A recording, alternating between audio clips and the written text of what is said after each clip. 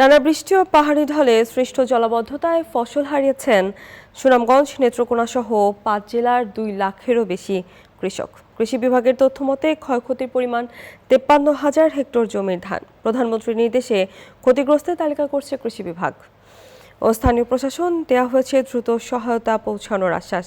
প্রতিনিধিদের পাঠানো তথ্য, চিত্রা ডেস্ক রিপোর্ট।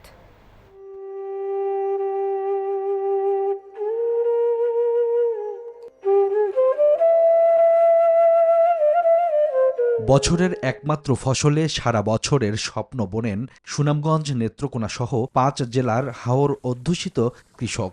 প্রতিবছর পানিতেই ভাসে সেই লালিত স্বপ্ন। সোনালী ধান পচে নষ্ট হয়ে নিঃস্ব হয়ে পড়েন লাখ লাখ কৃষক। সব মশার বিরুদ্ধে সুরক্ষা দিতে এলো বসুন্ধরা এক্সট্রিম অ্যারোসল। মশার বিরুদ্ধে এক্সট্রিম সুরক্ষা।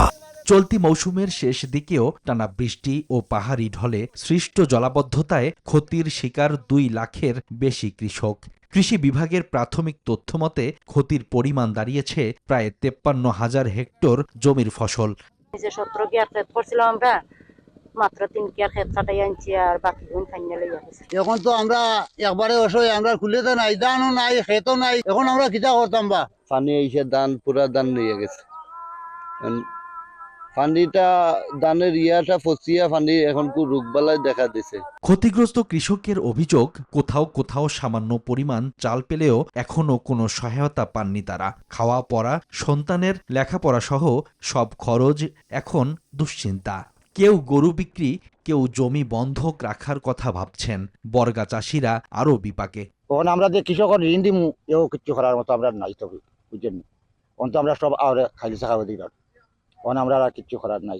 15 দিন আগে ধান 660 টাকা করে কিনছে, আজ ধান কিনছে 540 টাকা করে। সরকার ৩ মাস মানবিক সহায়তা দেওয়ার আশ্বাস দিয়েছে, করা হয়েছে তালিকাও। এখন শুধু বাস্তবায়নের অপেক্ষা।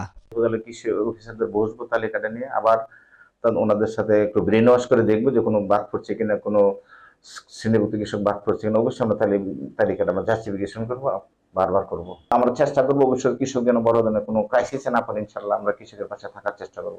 ক্ষতিগ্রস্ত প্রতি পরিবারকে মাসে ১৫ কেজি করে চাল, কৃষক কার্ড দেয়া হবে এমন প্রতিশ্রুতি দিয়েছে সরকার। Desk report, news 24।